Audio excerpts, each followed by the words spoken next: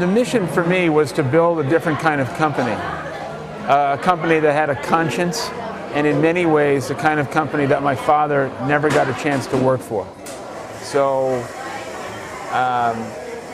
we have 200,000 employees all over the world, and I think our mission was to try and create a company that achieved a balance between profitability and benevolence, so that everyone shared in the success. And that mission goes back to my father. When I walk into a Starbucks store, like right now, there's a rhythm and a poetry to what's happening around the experience. And to me, that experience has a natural life or a natural soul. Now, when Real Madrid, the team, when I walked in, I went to a soccer game with Plaza. It was 80,000 people singing for 2 hours. That was soul. You know, just an incredible passion and common belief in something. I also think it's not something you can invent or fake. It has to be authentic. I think leadership is about creating a vision that people can believe and see themselves in. But if you're a great leader and you force people to believe, that is not sustainable. You can't dictate to people a sense of belief.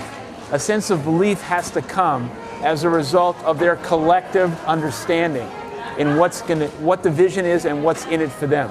When we were in New Orleans in front of 10,000 people, the question was, were we going to leave New Orleans after 3-4 days with 10,000 people believing because I told them to or because they wanted to?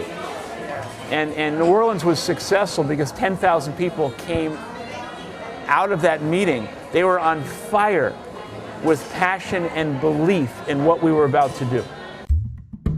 I don't remember why I signed the first letter onward, but we found the first letter, which goes back to 1986, I think.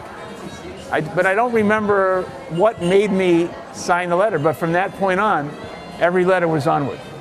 But it's the right word. It's about progress, it's about going forward, and it's a positive word. Everything about Starbucks is about human connection and humanity. I think it's a word that's quite relevant today in the world because I think we're all hungry for human connection. And it's also about trust. You don't want to connect with something or someone you don't trust. And you have to have trust, or the relationship is not sustainable and the company won't succeed. So you asked about connection, but it's really about building and instilling trust in others. I think every retailer who is a merchant understands, just like Lorenzo in Milan, that you're not selling a product, you're creating an experience in which products come to life. The iPad is a product, but that experience goes to the emotional connection that people have in the brand Apple. You know, Samsung and Motorola and Dell are now coming out with like devices, but you don't have the same emotional relationship with those devices because we have a relationship with that company. That company transcends a device. And that is very hard to achieve, but it goes back to the experience, the emotional connection, and the trust you have in what that brand represents. Innovation is everything. But it's not only innovation that is consumer facing. It's also innovation for the values and culture of the company.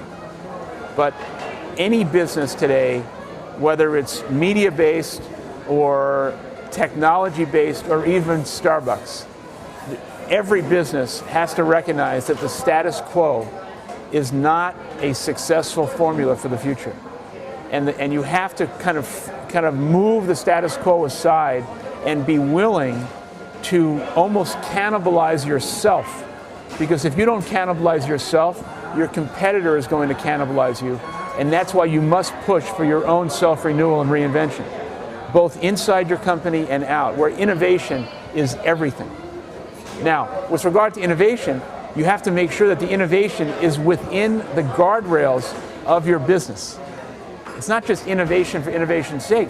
It's innovation that's consistent with the reputation of what your company stands for. It's so important to build the kind of team that has expertise and competency in their special areas. And however, when you recruit somebody from the outside, they have to have the talent as well as having like-minded values to the culture and values of the company. So it's not enough to go get a great talent if the values of the person is not consistent. It's like a sports team. You can recruit a great athlete to the team, but if he's not a team player, he might score a lot of goals, but the team's not going to win.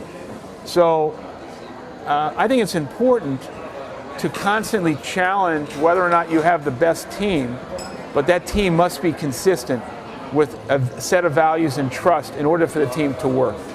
And I think it's important not to only think about internal, because there is great talent outside, and we want to be the best team we can be. The last couple of years, there has been a seismic change in consumer behavior. One, because of the economic situation, but also most significantly because of the rise of social and digital media, where we are all hyper-connected as a result of social media. And I felt that Starbucks, in order to be highly relevant in the world, that we have to invest and become very efficient in the understanding of social and digital media. So we're the #1 consumer brand on Facebook today and Twitter. And we brought someone on our board, Sheryl Sandberg, who's the #2 person on Facebook, to help us understand how to navigate through that. And today, we're getting calls from some of the most respected and largest corporations in America for them to come to sit with us as a company to help them. And we've made a significant investment over the last 2-3 years, and it really has served us well in terms of building the brand and building trust online. The American dream is not owned by America. The dream should be available to everybody, that no matter where you come from, rich or poor, you should have fantastic opportunities in your life. However, you have to put yourself in a position to win. What does that mean? I think you got to get a good education. You have to surround yourself with people who are smarter than you are, people who have like-minded values. And then I think you have to have the curiosity to see things that maybe other people don't see, and the courage to go after them. And also I say to people, young people, don't let anyone tell you your dreams can't come true. And in fact, I say, dream big, and then after you do that, dream bigger.